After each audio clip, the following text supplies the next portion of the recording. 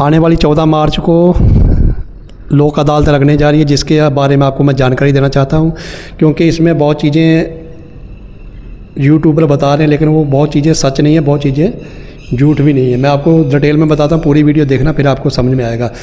पहली बात करते हैं 14 तारीख को लोक अदालत लगने का क्या मतलब है। 14 तारीख को लोक अदालत जो लग रही है, इसका मतलब ये है कि जिनके ऊपर कर्ज है, बिल है, बहुत आया था, जहाँ इनके अपना चलान हुए हैं बाइक वगैरह गाड़ी के, उनके चलान बहुत ज़्यादा थे, उनके बारे में ये जानकारी। पहले मैं आपको चलान के बारे में बताता हूँ। जिनके चलान कोई 1 लाख, किसका 2 लाख या 50,000, जो दे नहीं पा रहे गरीब आदमी, जैसे भी समझ लो आप, है ना, उनका कोर्ट में केस चल रहा है, उनका चलान माफ़ होगा, दूसरे किसी का चलान माफ़ नहीं होगा। जैसे मान लो ऐसे काट दिया तो वो बोले मेरा चलान माफ़ हो जाए, वो चलान माफ़ नहीं होगा। दूसरी बात करते तो बिल की, बिल उसका माफ़ होगा जिनका बिल मान लो गलती से 1 लाख, 2 लाख, 3 लाख आ गया, कईयों का बहुत ज़्यादा आ जाता है।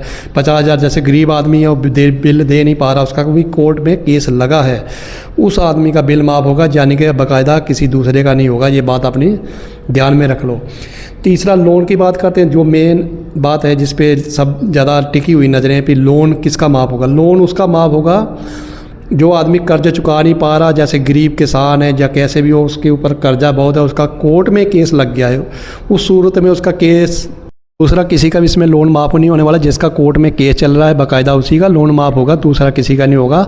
आप ये मत सोचो मैंने 50 लाख लोन ले रखा पर्सनल, मेरा लोन माफ़ हो जाएगा, उसका कभी नहीं होगा। ये बस उसी का होगा जिसका कोर्ट में केस लगा, किस्त पे नहीं कर पा रहा है, उसकी लोक अदालत में सुनवाई होगी, दूसरे किसी की नहीं होगी। अपना टाइम वेस्ट मत करना, और ज़्यादा जानकारी के लिए वकील से संपर्क कर लीजिए। आपके जो जानकार हैं वो आपको बता देंगे अच्छी तरह से क्या मसला है, क्या, ठीक है।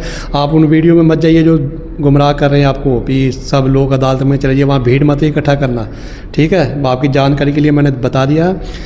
उनका ही माफ़ होगा जो पैसा, जो कोर्ट केस जिनके ऊपर लगा हुआ है, धारा चल रही है और पैसा पे नहीं कर पा रहे, उनका ही माफ़ होगा। चाहे चलान हो, बिल हो या लोन हो, पर्सनल लोन, होम लोन या कंजक्शन लोन, कोई भी सा भी लोन हो, जो सब उसमें हो जाएगा।